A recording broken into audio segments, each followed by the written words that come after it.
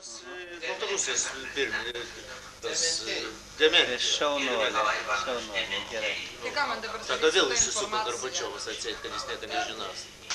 Tai reikia čia pirmiausia, čia iš Šiaulių, tai reikia čia per šičia galima. Tomą čia pat.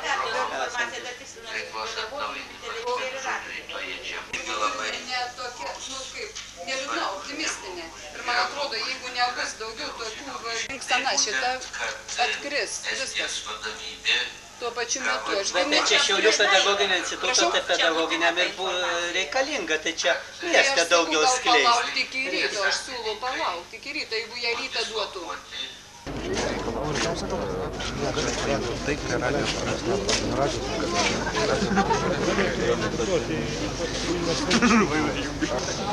Taigi, dabar akordeonistas gali pradėti groti. Na, jūs šiek tiek padainuokite visi kartu, kad apšiltumėt, o tada jau ir mes.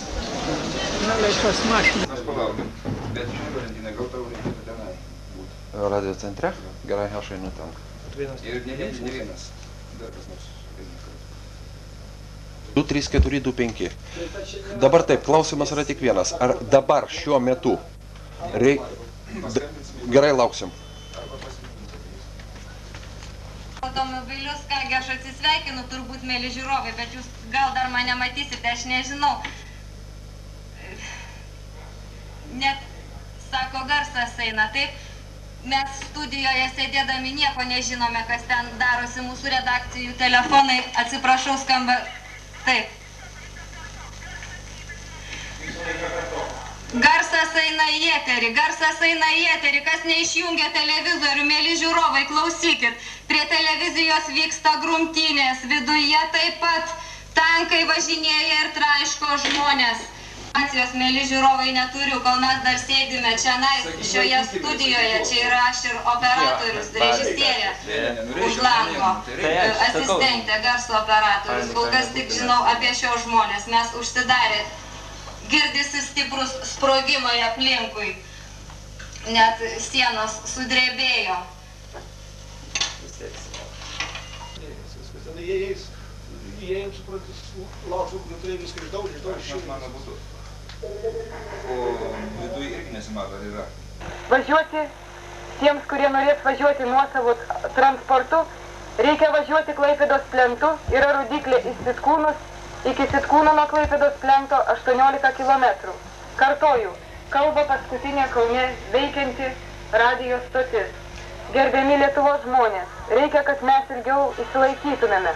Atvykit, prašau, į Sitkūnus. Juos atvykt galite, arba atėję prie Kauno kino teatro, kur jūsų laukia autobusai, arba galite važiuoti nuosavų transportu Klaipėdos plentu, yra rodyklė į Sitkūnus, iki Sitkūno nuo Klaipėdos plento 18 km.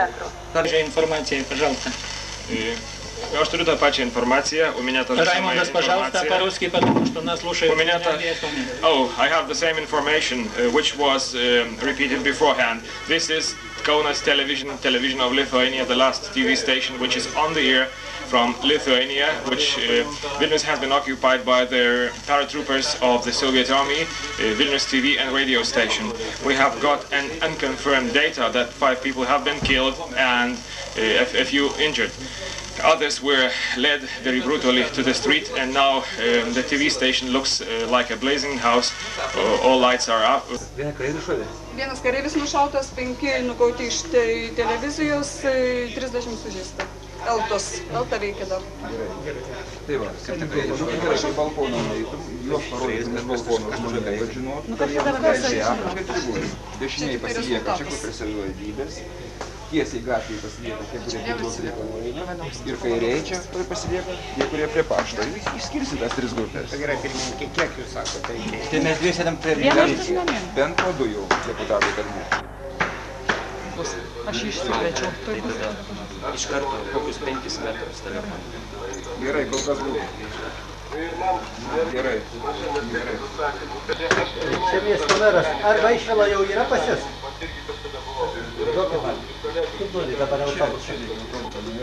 Уже на Верховном Совете Литвы кворум.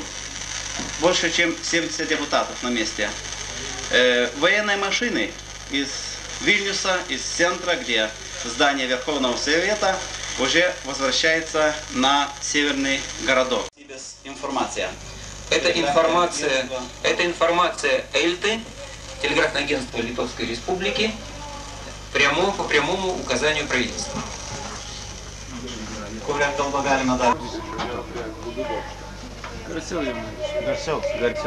Bubiuose turim dar paskutiniam atveju, jeigu atjungtų Kauną, dar turim pasiruošę savo studiją. Tikėkime, kad ne. Kol kas susitarimas su kariškiais Šiauliuose yra vykdomas. Kol kas.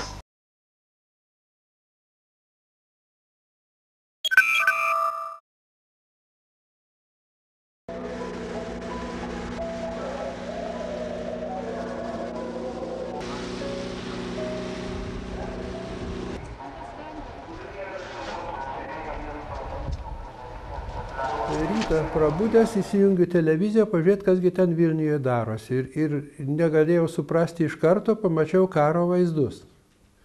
Ir galvoju, ką čia dabar rodo, kokią čia šalį. Paskui tik supratau, kai prakalba lietuviškai, supratau, kad tai yra jau prasidėjusi Vilniui didžioji tragedija mūsų.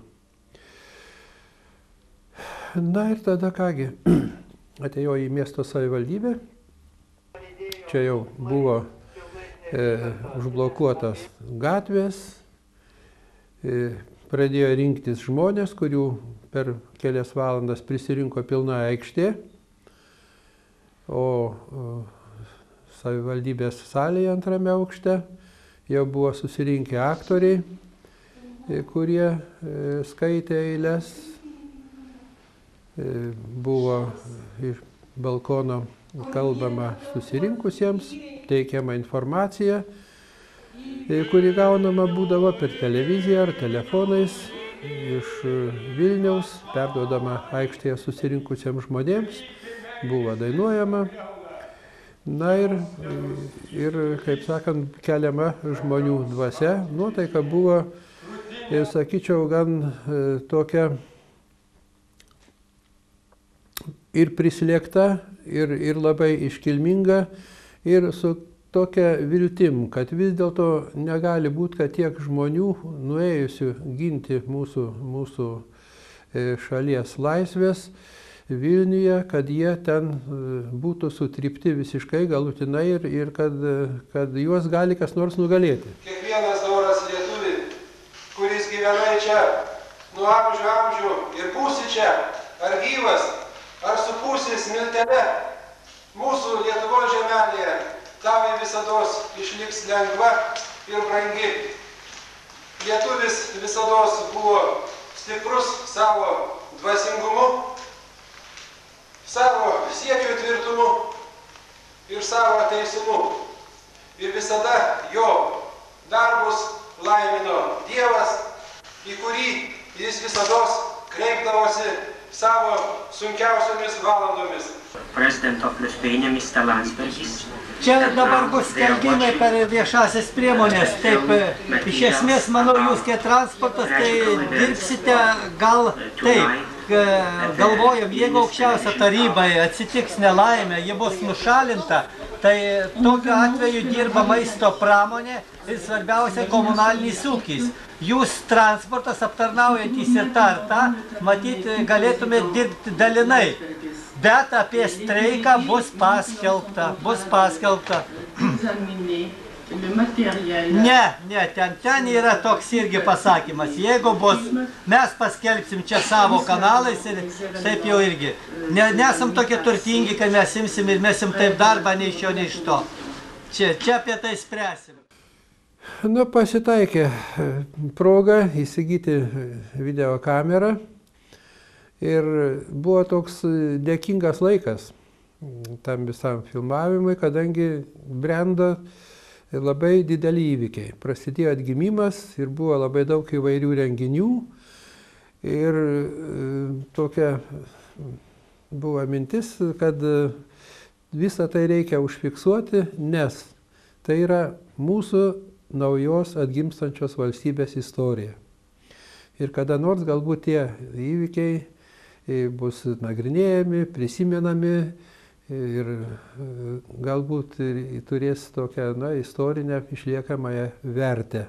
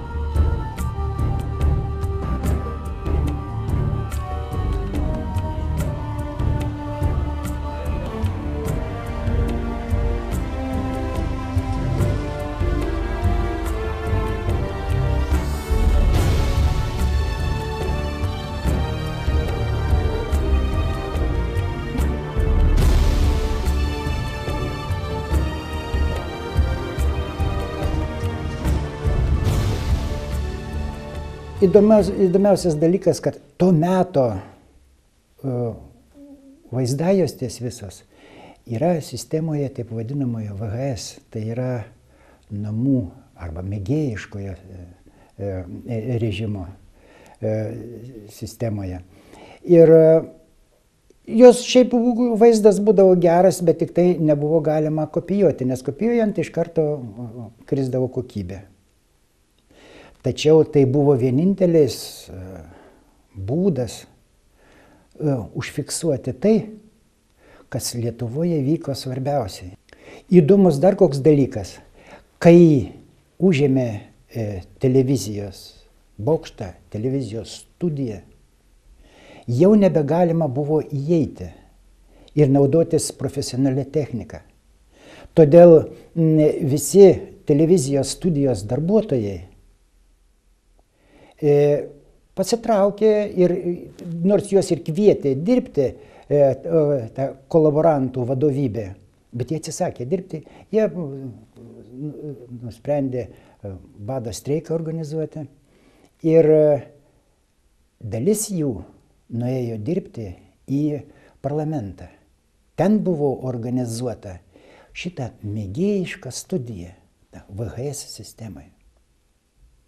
Ir kas įdomus dalykas atsitiko, tie, kurie ėmė parlamentą, ėmė bokštą, ėmė televiziją, jie manė taip, kad nutrauks ryšius su pasauliu, per naktį užims tada parlamentą ir ten niekas nematys, kaip ten atsitiko, ar ten daug aukų, ar mažai aukų, ar ten žiauru buvo, ar kaip ten atsitiko.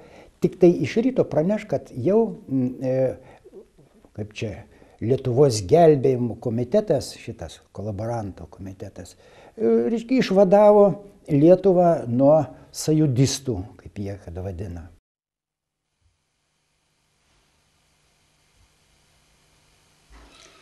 Labas vakaras. Eterėje Lietuvos televizija.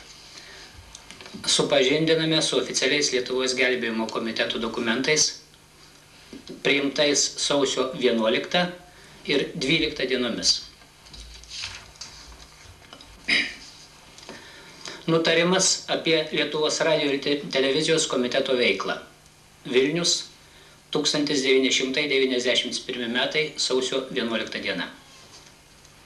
Pastarosiomis dienomis Lietuvos radijas ir televizija ištisą parą kviečia Respublikos gyventojus stoti į ginkluotą kovą prieš dislokuotus Lietuvoje tarybinės armijos dalinius. Dauguma televizijos ir radijo žurnalistų sąmoningai arba priverstinai vykdo užduotis tų, kurie siekia suskaldyti Tarybų sąjungą, kursto vienų gyventojų sluoksnius prieš kitus. Tikrai Vilniečiams tai buvo daug pasimetimų. Tuo tarpu visa Lietuva šito praktiškai beveik nepajuto. Nes gana greitai buvo organizuota ir Lietuvos televizija, juk iš esmės tai persikėlė į Šiaulius, į dramos teatrą. Taip pat dirbo Kaune. Ir visi siųstuvai dirbo, visos programos ėjo, tik tai tiek, kad mes nematėm, ką Vilnius rodo, o Vilnius nematė, Vilniečiai nematė, ką rodo Lietuvos televizija. Štai čia toks įdomus dalykas. Juk Šiauliai ruošė studijas visai Tarybų sąjungai, kilnojamas stotis. Ten Magnolijos tokie buvo, kitos. Tai vat iš televizorių gamyklos atsigabeno aparatūras, teatre patalpos ir ėmė dirbti. Suvažiavo tada korespondentai, žurnalistai. Taip ir atsirado Šiauliuose. Tai Šiaulių televizorių gamyklos, kaip čia pasakyti, tas toks pasinaudojo vat tą Šiaulių televizorių gamyklos aparatūrą. Nei vienas negalėjo išlikti pasislėpęs.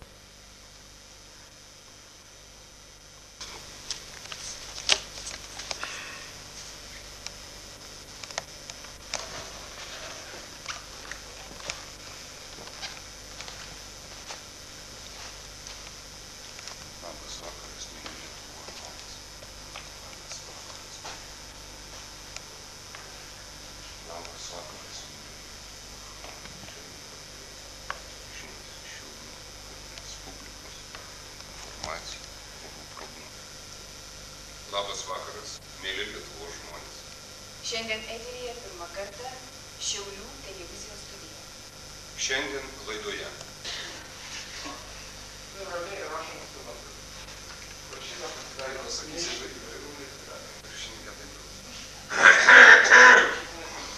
Pati pradžia labai kukli ir labai... Ne, tiesiog man atrodo per daug susikaustė. Ne, tai čia logiška, kaip natūraliau vis dėlto priedo dar tekstas toks, tokia informacija gana sausa. Kaip mašina važiuoti, nenureikit pirmus kilometrus, pravažiuoti laisvai. Būtų gerai dar sėki tą. Būtų labai gerai, būtų dar kartą rašyti. Aš čia Joną biškai irgi pakritikavau, girdėjot už politinės klaidas. Tai man tėvas politikoje. Kodėl? Kur ten klaidas politika? Nu, aš ne taip padalinau liaudį, reikės. Kito klaidas negu ką jūs. O gal mes galim daryti išvadas? Ne? Tai tegul padaro tokius dalykus, žiūrėk. Žiūrėk, yra šiandien mieste, tai vakar mieste. Bet tokia informacijos reikia. Bet kokia informacija. Ta dieva teisingai, stovėjo dvi mašinos prie mūsų šiušios. Bet jie man paleikdavo. Tai jie pasarakom. Nu kaip? Nu, žmonės nieko nebereiškia.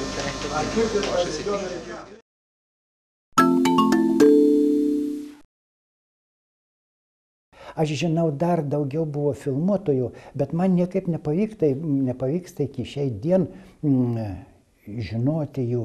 Jeigu kas laidą žiūri, sakysim, žmogus, kuris filmavo 89 metais pirmąjį tremtinių suėjimą Šiaulių rampoje. Va, jeigu atsilieptų šis žmogus, tai iš ties būtų šaunu. Aš turiu jo šiek tiek irgi filmuotos medžiagos, bet man naudoti ją sunku, nes aš negaliu įvardinti, kieno tai medžiaga. Tad jeigu kas žinote, ar gal kartais autoris atsiliepia, duokit man žinoti. Aš būsiu labai dėkingas.